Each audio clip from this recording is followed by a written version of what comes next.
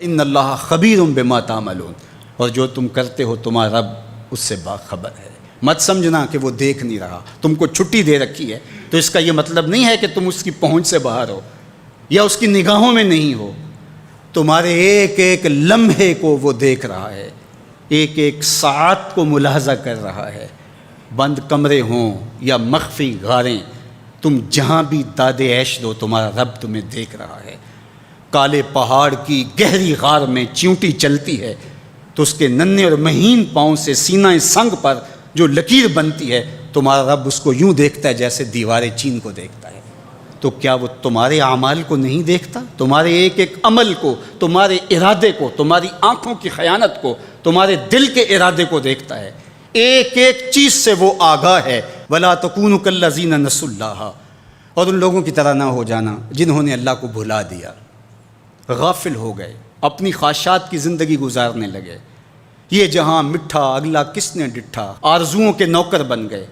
جس طرح نفس اور شیطان ان کو چلا رہا اس طرح چل رہے ہیں۔ جو لوگ اللہ کو بھول گئے، اللہ فرماتا ہے اللہ نے انہیں ان سے غافل کر دیا۔ اللہ جب کسی سے ناراض ہوتا ہے تو ہدایت چھین لیتا ہے۔ اسی لیے ہمیں ہر روز ہر نماز کی ہر رکعت میں ہدایت مانگنی ہوتی ہے۔ اہدنا الصراط المستقیم، ہر روز مانگتے ہیں، ہر نماز میں مانگتے ہیں، ہر رکعت میں مانگتے ہیں، اللہ ہمیں ہدایت پہ گامزن رکھنا۔ اللہ جب کسی سے ناراض ہوتا ہے تو ہدایت کے دیے بجھ جاتے ہیں، اندھیروں میں بھٹکنے لگتا ہے، شیطان اس کو دھوکے میں مبتلا کر دیتا ہے، اسی زندگی کو مقصود زندگی سمجھ لیتا ہے، اس شراب کو آب حیات سمجھ لیتا ہے، جس کو یہ بھی نہ پتا ہو کہ میں ہوں کون، میں کہاں ہوں، میرا مقصد زندگی کیا ہے، مقصد حیات کیا ہے۔ کھانا پینا اور لذتوں کا حصول یہ تو چوپائے بھی کرتے ہیں، تو اشرف المخلوقات کاہے کا ہے؟ یہ زندگی تو ان کی بھی ہے کہ وہ اچھا کھاتے ہیں، تم تو ایک پاؤ بھر گوشت کھا لیتے ہو اور شیر روز ایک ہرن چاٹ جاتا ہے، وہ تیرے سے زیادہ کھاتا ہے، تیرے سے زیادہ طاقتور ہے۔